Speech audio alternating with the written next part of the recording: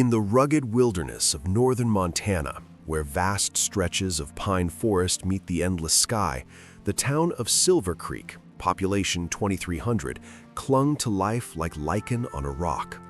It was a place of hardy souls, loggers, ranchers, and dreamers who sought solitude in the shadow of the Rockies. The air was crisp with the scent of fresh snowmelt, and the only sounds were the distant call of eagles and the hum of pickup trucks on Highway 89, the lifeline connecting Silver Creek to the outside world. At the center of this remote community was 42-year-old mechanic and single father Danny Lawson. Danny was the kind of man who fixed not just cars, but lives. He ran Lawson Auto Repair, the only garage for 50 miles, where he'd patch tires for free if a family was down on their luck. He coached his 12-year-old son Tommy's hockey team, volunteered at the food pantry, and was known for his booming laugh that could cut through the thickest fog. Danny had lost his wife, Clara, to cancer 5 years earlier, but he channeled his grief into being the best father he could. "We're a team, kid," he'd tell Tommy over breakfast pancakes. The boy idolized him. Danny's life was simple but full. He loved the open road, long drives to clear his head, often with Tommy riding shotgun. On the evening of November 8, 2020, Danny kissed Tommy goodbye, saying he was heading to Missoula for auto parts. "Be back by morning, champ. Love you." He climbed into his battered blue Ford F-150, license plate MT7892, and drove into the gathering dusk. The next morning, a snowplow driver spotted the truck abandoned on a remote stretch of Highway 89, engine still warm, keys in the ignition, door ajar. Danny's wallet, phone, and a half-eaten sandwich sat on the passenger seat. No footprints led away in the fresh snow, no blood, no struggle, just an empty truck on a lonely road, as if Danny had simply stepped out and vanished into the ether.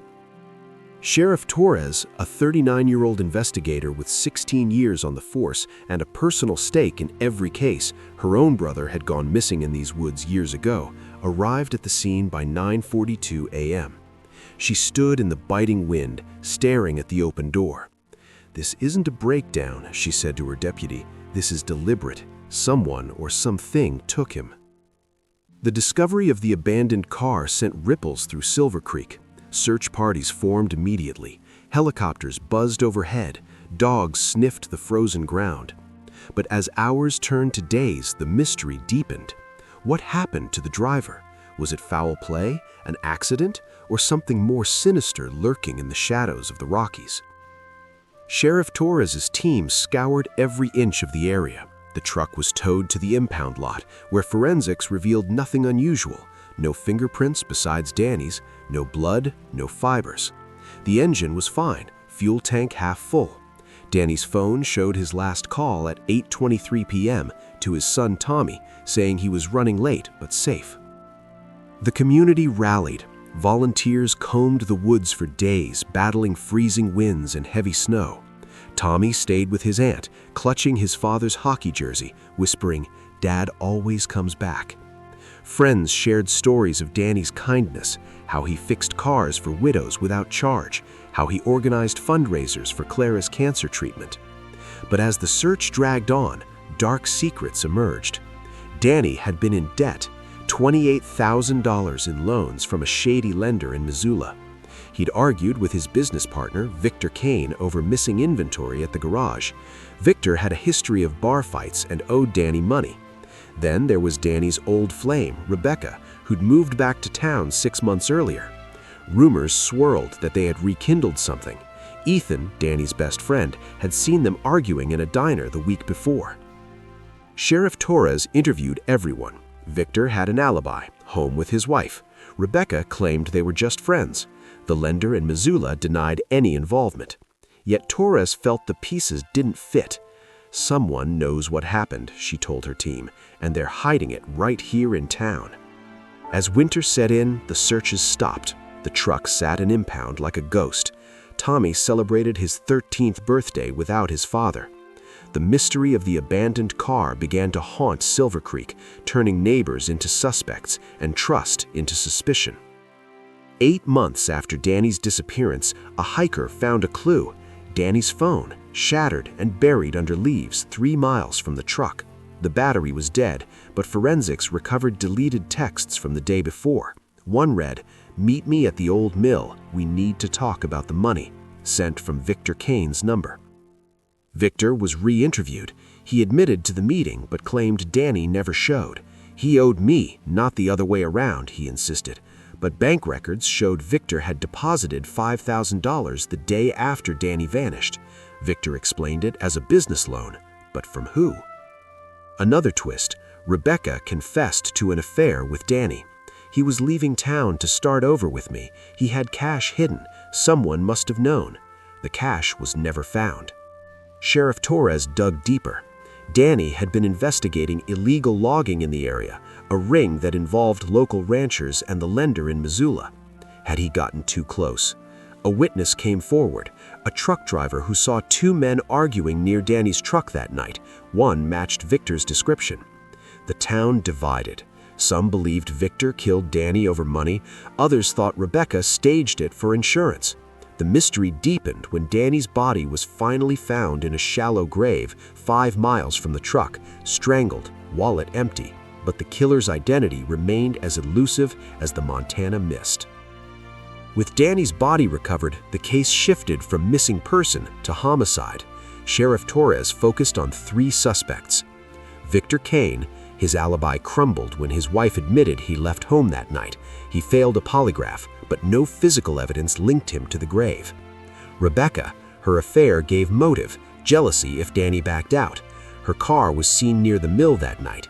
She passed a polygraph, but had scratches on her arms she claimed were from her cat.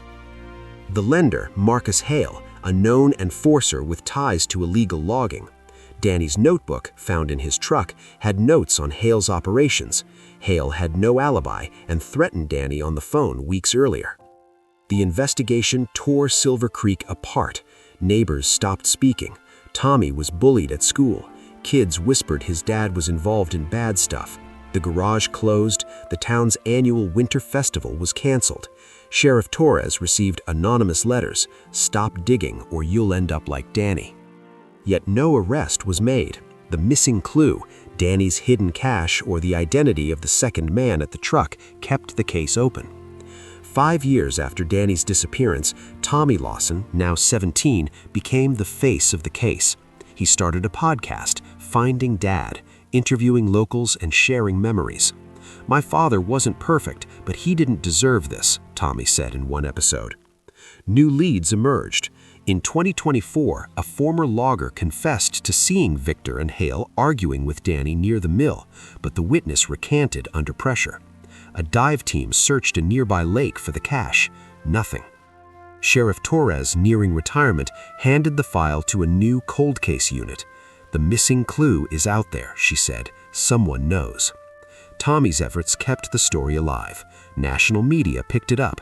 A reward fund grew to $50,000, but the enigma persisted. What happened to the driver? Was it money, betrayal, or something deeper in the woods? The town of Silver Creek carried on, but with a scar. Every abandoned car on Highway 89 now triggered calls to the sheriff. The mystery had become part of the landscape, as enduring as the mountains themselves.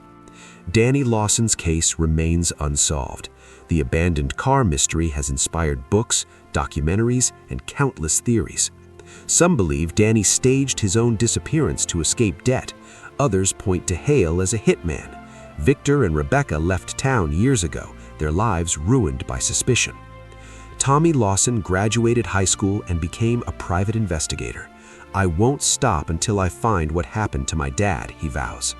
The community established the Danny Lawson Memorial Fund, providing scholarships for local kids and funding search equipment for the sheriff's office. Sheriff Torres, in retirement, still reviews the file. "The missing clue is the key," she says. "One day, someone will find it, a hiker, a hunter, or maybe Tommy himself."